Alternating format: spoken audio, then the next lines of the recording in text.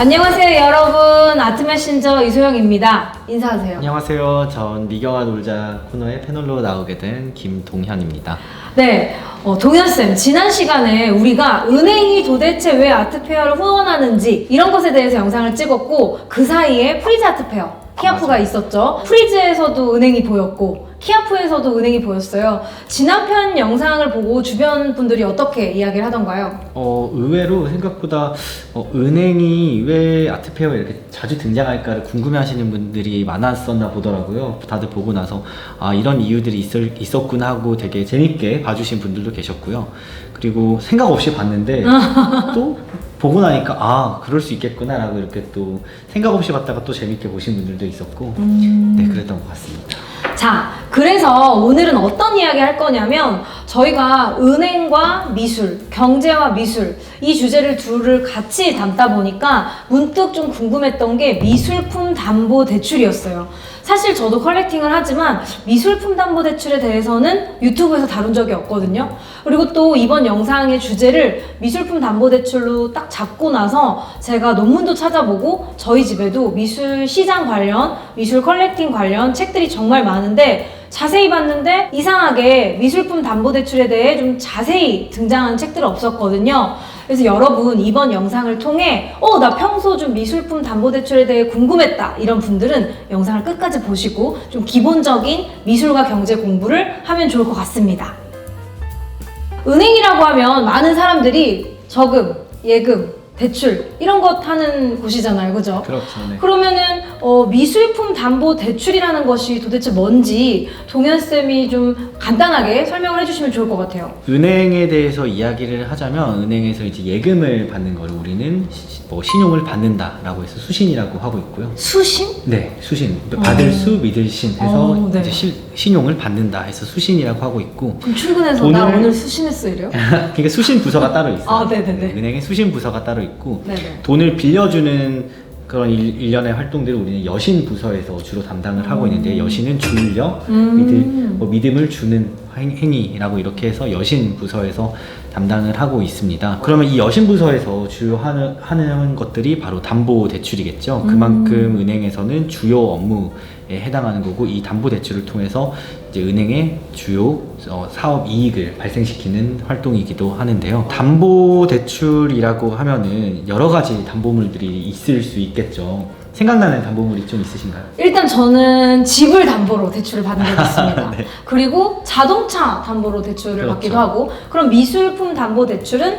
이제 미술품을 담보로 사람들이 대출을 받는 거 맞나요? 미술품 담보 대출이 있다면은 그 개념이 맞겠죠. 사실 담보 대출이라는 개념은 방송을 보고 계시는 분들께서도 어렵게 다가서는 개념은 아닐 것 같아요. 담보 대출이라는 경우는. 근데 우리가 궁금한 거는 바로 미술품 담보 대출이 있냐, 실제로 이게 있다면 어떤 식으로 있냐, 이거를 궁금해 하는 거잖아요. 맞아요. 그리고 이제 아트 파이낸싱이란 단어를 동현쌤이 맞아요. 쓰셨는데, 이게 1편에서도 살짝 쓰셨어요. 은행이 하는 사업은 이런 게 있다 이러면서. 근데 사실 제가 주변 사람들한테 아트 파이낸싱이라고 하면 다들 그거 조각 투자 아니야? 이런 질문을 해요. 근데 여러분, 아트 파이낸싱과 조각 투자는 다른 거잖아요. 제가 생각했을 때도 아트 파이낸싱이랑 조각 투자는 좀 다른 개념인 것 같아요. 왜냐면은 금융권에서는 파이낸싱이란 말을 정말 많이 사용을 하거든요. 대표적인 사용 예로는 프로젝트 파이낸싱, 그래서 PF라고 해서 다들 많이 이렇게 사용을 하는 용어가 있는데, 이 파이낸싱이라는 용어의 의미는 통상적으로 저희 안에서는 자금을 조달하거나 자금을 지원해 주거나 하는 활동들이 일련의 파이낸싱 활동들이라고 하고 있고요. 지금 조각 투자 같은 경우는 어떻게 보면 아트와 재테크는 많이 알고 계시는 개념이죠.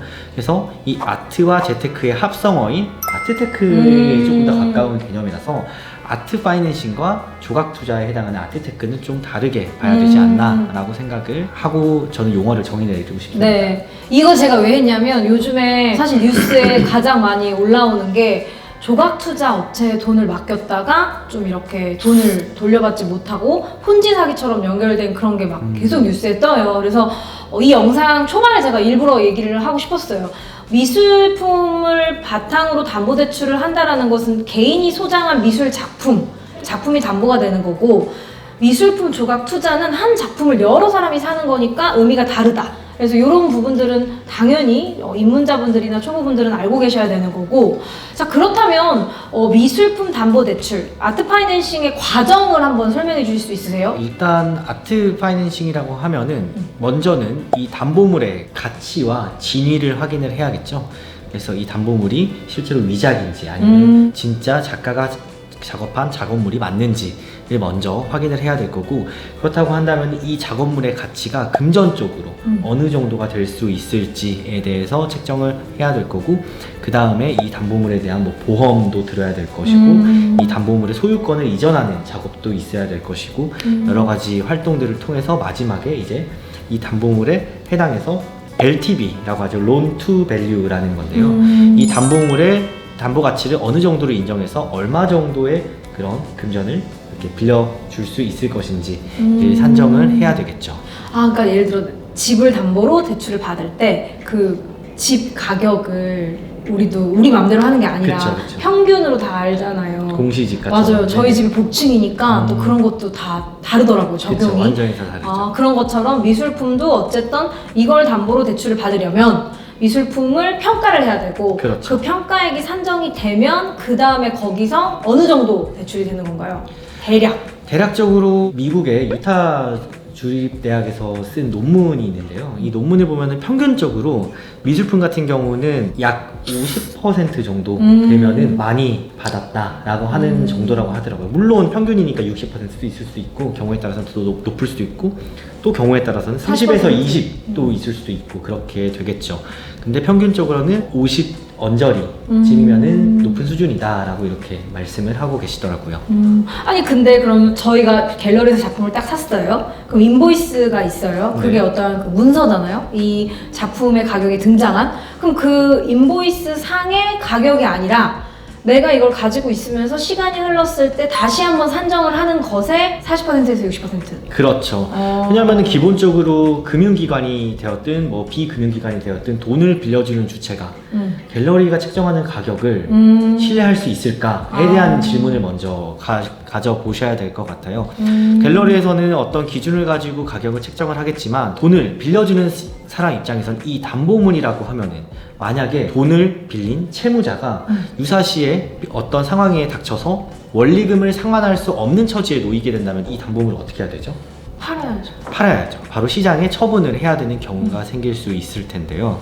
이 시장에 처분을 했을 때 이 작품은 시장에 나가면 시가로 평가를 받게 됩니다.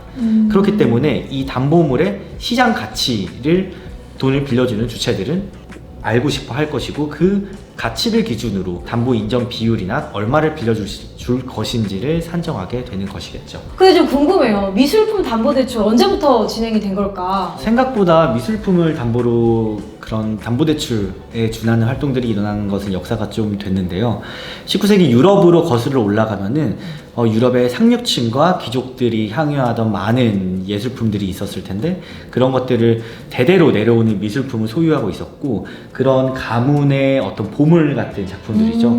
그런 것들을 토대로 일시적으로 재정적인 필요가 생길 때, 위기가 생기거나 아니면 재정적으로 필요가 생길 때 그것을 통해서 미술품을 담보로 대출을 받는 활동들이 뭐 시초라고 보고 있는 시선도 있습니다.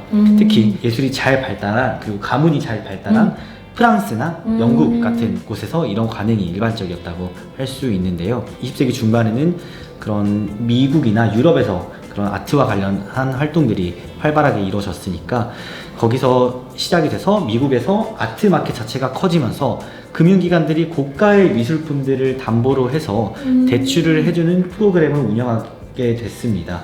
이런 것들이 뭐 지금까지 이어져 내려오면서 앞으로 우리가 이야기할 그런 미술품 담보대출의 시초나 어떤 프로토타입을 형성을 했다고도 보는 시선들도 있는데요. 이렇게 함으로써 개인 컬렉터뿐만 아니라 갤러리, 경매회사, 그리고 미술관들도 이런 미술품 담보대출을 통해서 자금을 마련하는 방법으로 활용을 했고, 현재 들어가면서 고가의 미술품 가치, 그리고 또 고미술품도 가치가 급격하게 성장하게 되면서 예술품을 담보로 하는 은행과 같은 금융기관 이외에도 옥션 같은 그런 경매회사 뿐만 아니라 최근에는 스타트업 같은 경우도 미술품을 담보로 파이낸싱 활동을 하고 있는 업체들을 많이 볼 수 있습니다. 그럼 동현쌤, 미술품 담보대출 저는 아직 해본 적 없지만 동현쌤 얘기 들으면 유럽, 프랑스, 영국, 미국 상당히 많이들 하고 있는 거네요. 먼저 결론부터 말씀드리면 했다는 거지 많이 했다는 거하고 또 다를 수 있습니다. 네.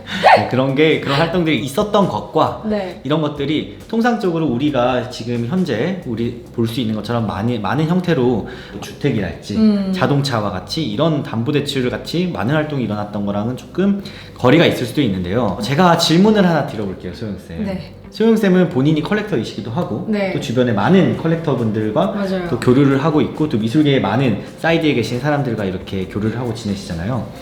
그러면은 작품을 매입하고 나서 리세일을 해야 되는 경우들이 생기셨거나 혹은 그런 경우를 많이 보셨을 텐데 이 리세일을 하는 경우에 적절한 내가 원하는 시점에 원하는 가격에 리세일이 이루어지던가요? 일단은 네. 작품을 컬렉팅을 할 때 너무 행복하지만 리세일을 하게 되는 경우는 사실상 많이는 없지만 그럼에도 불구하고 사업이 힘들거나 혹은 내가 그 작품을 너무 오랫동안 가지고 있어서 이제는 좀 내가 이거를 좀 더 다른 작가로 사기 위해 바꾸고 싶다 뭐 이럴 때 리세일을 하잖아요.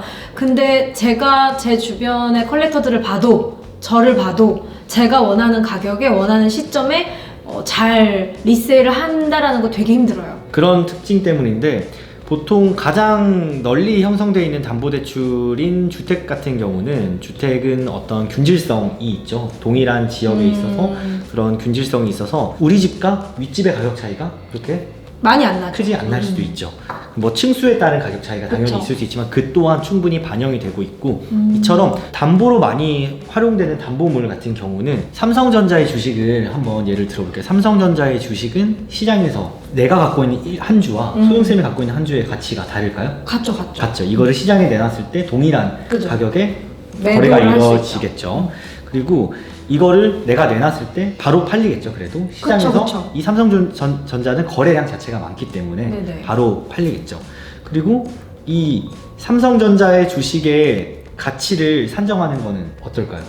항상 호가라고 하는 사람들이 이걸 얼마에 사겠다, 얼마에 팔겠다 그 체결이 많이 일어나고 있기 때문에 그 거래 가격을 보면서 이 주식의 한 주의 가치가 어느 정도인지를 우리가 시장을 통해서 실시간으로 파악할 수 있겠죠. 네네. 그러면은 이런 삼성전자와 같은 우리 주식 같은 경우를 우리는 유가증권이라고 하는데요. 가격이 표시되어 있는 진서라고 해서 유가증권이라고 하는데 이런 유가증권 같은 경우는 상대적으로 가격 책정을 해서 담보물의 가치를 평가하고 담보물로서 받아들여지는 경우가 상대적으로 수월합니다. 그런데 이런 유가증권이 아닌 부동산의 경우도 감정평가사라는 분들이 하시는 일들이 토지나 주택 같은 부동산의 가치를 책정하는 일들을 하시는 분들이시죠.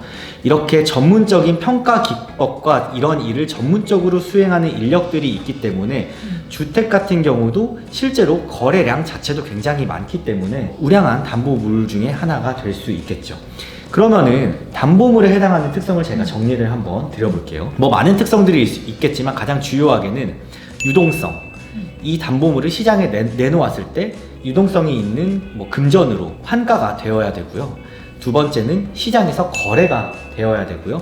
세 번째는 같은 자산에 대해서는 균질한 가치를 가지고 있어야 합니다. 그러면은 미술품은 어떨 것 같아요? 지금 제가 문득 든 생각이 부동산은 저희 집이 예를 들어 501호예요. 502호랑 501호가 값이 비슷하죠, 거의. 그렇죠. 근데 그림은 되게 애매한 게 이미 제가 지금 벽에 그림이 되게 많잖아요. 네. 저 그림을 제가 사왔어요. 저건 비교할 수가 없는 게 똑같은 게 없어요. 일단은 비교가 불가능해요. 그렇기 때문에 유니크라고 하죠. 네. 근데 그래서 겨우 비교하는 게 내가 샀던 시리즈와 비슷한 사이즈, 같은 작가. 하지만 똑같진 않다. 이게 되게 애매한 것 같아요.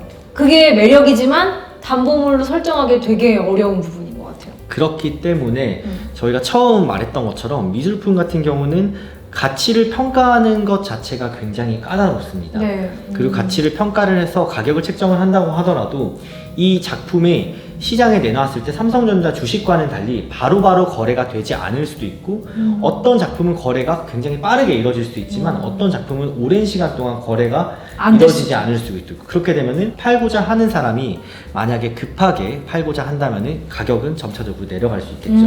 그렇기 때문에 처음에 평가받은 담보 가치의 절반에 해당하는 금액만큼만 대출로 이렇게 실행이 되는 것이 이런 담보물의 특성 때문에 기인한 것일 수도 있습니다. 내 눈과 비슷하거나 내 취향과 비슷한 사람을 만나면 할 수 있겠다. 그러나 미술품의 경우는 상대적으로 그런 확률이 되게 떨어진다는 그쵸. 점이죠. 그럼 금리 차이는 어때요? 뭐 주택담보대출, 자동차 대출, 근데 미술품의 대출, 미술품 담보대출 금리. 기본적으로 미술품은 앞서 말씀드린 것처럼 이 담보물의 성격 자체가 널리 통용돼서 쓰이는 담보물과는 성격이 조금 다르다 보니까 아무래도 금리 산정에 대해서도 조금은 차이가 있을 수 있는데요. 주택가 같은 경우에는 시장에서 사용하는 주담대 금리라고 해서 어느 정도 밴드를 형성해서 그 밴드 내에서 움직이고 있는 모습을 보여주고 있습니다.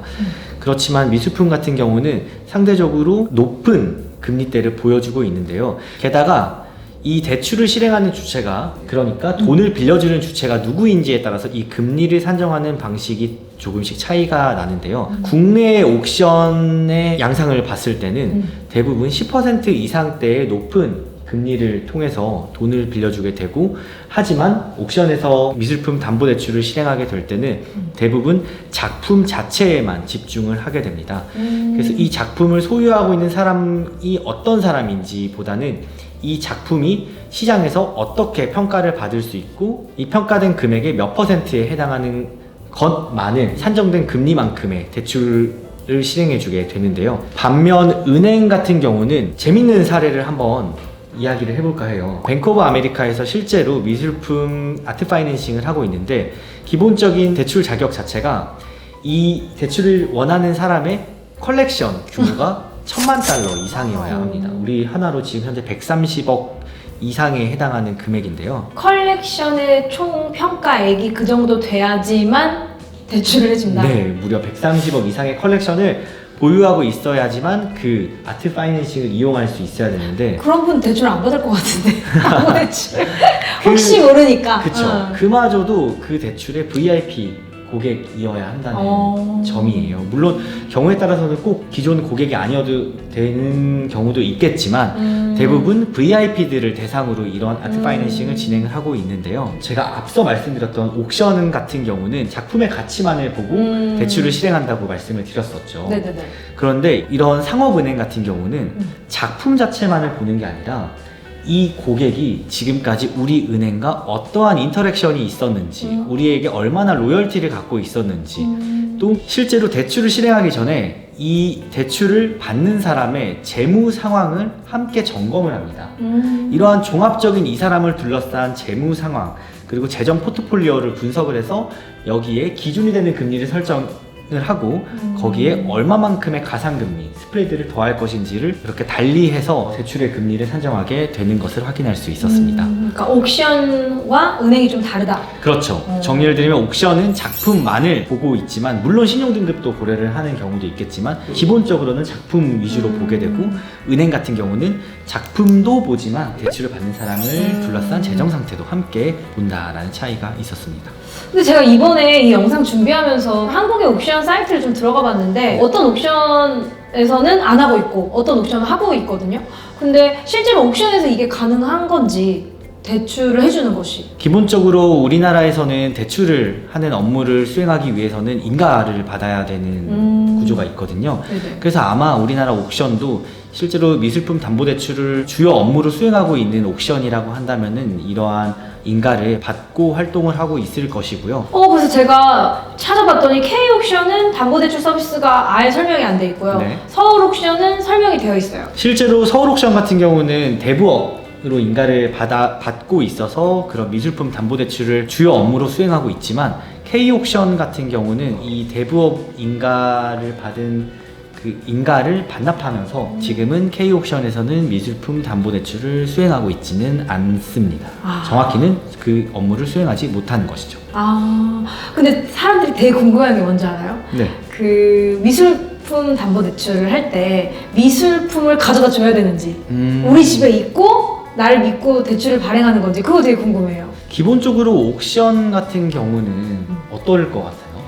솔직히 제가 돈을 빌려주는 입장이라면 당연히 미술작품을 받아서 갖고 있어야 되지 않아요? 불안하지 않잖아요. 물론 옥션도 소영쌤도 아시다시피 VIP들이 있겠죠. 그런 VIP들 같은 경우는 탄탄한 신뢰 기반이 쌓여 있다고 한다면은 그 미술품을 옥션 경매사에서 가져가지 않고도 담보대출을 실행하는 경우도 있겠지만 이는 아주 극히 드문 경우에 해당하고요. 제가 말씀드린 것처럼 옥션 같은 경우는 작품의 가치에 주로 초점을 맞춰서 대출을 실행했기 때문에 이 작품을 컬렉터의 공간에서 자신들의 수장고로 가져오는 것이 일반적입니다. 그러나 미국 같은 경우는 일부 관할권에 한해서는 법적인 제도로 컬렉터의 공간에 미술품을 두는 것을 허용하면서도 그런 대출을 실행하는 경우도 있기는 한데 이는 미국에 해당하는 경우이지만 아직 우리나라에서는 주요하다고 말하기는 조금 어려운 케이스긴 하죠. 그러면 동현쌤이 지금까지 얘기해 주신 게 은행만 하는 것이 아니라 옥션도 한다. 그쵸. 그죠? 우리나라 같은 경우에 서울 옥션에도 사이트에 이렇게 적혀 있거든요. 맞아요. 네. 그러면은 사람들이 미술품 담보 대출을 은행에서도 할 수도 있고 옥션에서도 할 수 있잖아요. 네. 뭐가 다를지. 은행이 더 좋아 보이기도 하고 또 어떻게 생각해보면 그림의 가격을 책정하는 건 왠지 옥션이 더 나을 것도 같고 여러 가지 생각이 들어요. 기본적으로 제가 처음 말씀드렸던 그 담보물로서의 작품의 성격 중에 하나가 진위 확인을 해야 되고요. 이 작품의 가치를 산정하기 위해서는 아트 마켓을 이해해야 될 것이고 작가와 미술사도 함께 이해하면서 이 작품이 어느 정도 가치가 된다라는 걸 산정을 할 수 있어야 되겠죠. 그런데 물론 많은 사람들은 당연히 은행에서 이런 미술품 담보 대출을 받고 싶어 하겠지만 은행은 주요 업무 자체가 이런 미술품 인력들이 없죠. 많이 충원하기가 맞죠. 구조적으로 조금 맞아요. 제약이 있을 수 있기 마련입니다. 그러나 옥션 같은 경우는 주요 해당하는 업무가 바로 미술품에 대한 일단은 위탁자로부터 작품을 가져오게 되면 이 작품이 진품인지 혹은 위작인지에 대해서 먼저 판별을 해야 되니까 그런 업무를 수행하는 인력이 있을 수 있겠고요. 또 그리고 추정가가 이렇게 항상 나오죠. 추정가 뭐 하단, 추정가 상단 이렇게 추정가 밴드가 나오는데 이 추정가를 산정하는 그런 인력들이 또 있을 수 있을 것이겠고요. 그렇기 때문에 오랫동안 이런 업무를 주요하게 수행해온 옥션이 조금 더 이런 담보대출 업무에 대해서 자신이 있을 수 있겠죠. 하지만 은행 같은 경우는 상대적으로 가지고 있는 혹은 확보된 데이터가 옥션에 비해서는 부족할 수도 있을 것 같습니다. 미술에 한정돼서는? 네, 미술에 한정돼서는 말이죠. 주택이나 다양한 뭐 유가증권에 있어서는 당연히 은행이 압도적으로 많은 데이터가 있을 수 있겠고요. 그런 부분들 때문에 리스크를 감수해야 되는 부분들이 금융기관들에게는 있을 수 있겠죠. 그래서 상대적으로 이러한 부분들은 미술과 미술 시장에 대한 을 둘러싼 많은 데이터들을 축적하고 있는 옥션, 특히나 메이저 옥션사들이 이러한 업무들을 주요하게 수행하고 있는 것이 현 실정이라고 볼 수 있습니다. 그래서 동현쌤이 저한테 준 이 크리스티 기사가 이해가 네네, 되네요. 네네. 저는 이 기사를 이제 화면에 띄워드리겠지만 이 기사를 여러분들도 보면 내가 크리스티의 아트 파이낸스를 사용해보진 않았지만 이분 왜 이렇게 확신에 차서 우리한테 미술품 담보대출해라 이렇게 자신있게 얘기하지 이랬는데 생각해보면 미술품을 사고 팔았던 그런 데이터는 은행보다는 이 크리스티 같은 옥션이 훨씬 많기 때문에 그런 면에 있어서는 조금 자신감 있게 인터뷰를 한 거구나. 플러스 제가 아까 말씀드린 것처럼 인력의 규모 자체가 훨씬 더 경매사에 많이 배치되어 있다. 이해가 됐습니다. 동현쌤, 우리가 오늘 미술품 담보 대출에 대해서 이야기를 꾸준히 나눠봤어요. 네. 미술품 담보 대출이 은행에서만 진행되는 것이 아니라 옥션에서도 진행이 되고 또 옥션이 왜 이걸 하는지도 또 어떤 부분이 옥션이 자신감이 있었는지도 이야기를 들어봤고 다른 담보 대출에 비해 금리가 왜 높은지도 가격을 산정하기가 왜 어려운지도 이런 이야기를 했는데 아까 동현쌤이 그랬잖아요. 한다고 했지 많이 한다고는 안 했다. 네, 맞아요. 그죠? 시도를 한 거지 모두가 다 하는 것은 아니다. 그렇다면 도대체 금융권의 입장에서는 이 미술품 담보대출이라는 서비스? 이걸 왜 꾸준히 노력해서 만드는 걸까요? 이거는 세 가지 이유 정도로 정리를 해볼까 하는데요. 첫 번째 이유로는 저희가 1편에서도 말했던 것처럼 고객과의 그런 관계 유지겠죠. 컬렉팅을 하는 고객들은 상대적으로 VIP인 고객들이 많죠. 확률이 높고 그런 고객들에게 우리는 이런 서비스도 제공할 수 있다고 한다면은 소영쌤이 VIP 고객이라고 한다면은 좀 반갑죠. 그래도 좀 반갑기도 노력하는구나. 이용할 일이 있을 수 있을지는 모르겠지만 있다는 사실 자체로 든든할 수도 있겠고. 약간 메뉴 같잖아요. 그쵸. 그런 메뉴 같은 거지. 여러 가지 대출을 활용할 수 있는 수단들이 이렇게 우리는 제공을 해주고 있습니다. 라는 것 자체에서 약간 김밥 천국 가면은 네. 김밥만 파는 게 아니잖아요. 김밥도 있고 뭐 돈가스. 떡볶이도 있고 돈가스도 있고 쫄면도 있고 하듯이 너무 여러 행복한 가지 고민이네요. 이렇게 메뉴들을 많이 구비를 해놓잖아요. 그런 것처럼 은행에서도 다양한 형태의 뭐 이런 서비스, 뭐 대출들이 있다라는 것을 보여줄 수 있습니다. 실제로 아트 파이낸싱 말고도 BOA에서 찾아본 재밌었던 대출 중에는 그런 슈퍼 요트 대출이라고 해서 억만장자들이 소유하고 있는 요트를 담보로 해서 대출하는 그런 대출도 찾아볼 수 있었고요. 두 번째는 기회비용을 활용할 수 있다는 점입니다. 아무래도 우리가 작품을 가지고 있으면은 그 작품이 벽에 걸려있는 동안은 금전적인 가치가 벽에 걸려있지만 이것을 금융기관과 비금융기관에서 하고 있는 미술품 담보대출을 통해서 이 고정된 금전적인 가치를 유동화를 시킨다면은 이 유동화를 시킨 자금을 가지고 또 다른 투자 기회를 통해서 투자 활동을 함으로써 이자 이상의 수익을 낸다고 했을 때 그렇다면 더 큰 수익을 창출할 수가 있겠죠. 이러한 점 때문에 미술품 담보대출이 이렇게 나와 있고 실제로 이것을 이용하는 사람들이 있지 않을까라는 생각을 해보았습니다. 저는 그래서 금융업 종사자의 입장에서 한번 미술품 담보대출의 의의에 대해서 한번 이야기를 드려봤는데요. 컬렉터의 입장에서 미술품 담보대출은 어떤 의의가 있는 것 같나요? 전 솔직히 진짜 오늘 1편보다 2편이 더 저한테는 중요한 내용이었어요. 왜냐하면 저같이 수익의 90% 이상을 미술 작품을 소장하는데 할애하는 사람들은 사실은 늘 비상금이 없잖아요. 그렇죠. 원래 아트 컬렉팅은 여유작으로 해야 된다라고 말은 하지만 좋아하다 보면 그게 잘 안 되거든요. 그래서 해외는 미술품 담보대출이 잘 진행된대, 아트 파이낸스가 되게 활발하대 이런 얘기는 들었는데 한국도 있다라고는 들었는데 내가 이걸 직접 언젠간 활용할까? 이런 생각도 안 했고 사실은 좀 긍정적이지도 않았어요 저는. 무슨 미술품까지 대출을 받아, 미술품을 담보로? 그건 좀 너무 갈 때까지 간 거 아니야? 솔직히 말하면 이렇게 생각을 했는데 오늘 제가 동현쌤하고 얘기를 하면서 느꼈던 건 인생이라는 것이 사람 일이 어떻게 될지 모르고 또 재정적인 위기가 닥쳤는데 제가 이 작품을 지키고 싶을 때가 있잖아요. 나 이 작품 안 팔고 싶은데 안 팔고 혹시 이 작품을 가지고 잠시만 이 내가 재정적 위기를 넘을 수 없을까? 이런 생각 누구나 할 수 있을 것 같아서 어쩌면 아트 컬렉터에게 미술품 담보대출은 과거의 저의 인식처럼 무슨 미술 작품을 가지고 담보대출까지 이게 아니라 내가 되게 지키고 싶은 미술 작품을 힘든 재정적 위기가 왔을 때 지킬 수 있는 또 다른 하나의 아이디어? 저는 그렇게 조금 받아들여서 만약에 제가 거래하는 은행이나 혹은 거래하는 뭐 금융권이 이런 서비스가 있다고 하면 앞으로는 좀 자세히 눈여겨봐놔야겠다. 어쩌면 이것은 컬렉터들에게도 본인의 어떠한 미술 작품을 끝까지 더 지키게 해주는 그런 방식이구나 라는 생각이 오늘 문득 들었어요. 약간 정리를 드리면은 컬렉터들이 위기인 고개에 부딪혔을 때 그 자주 부딪혀요.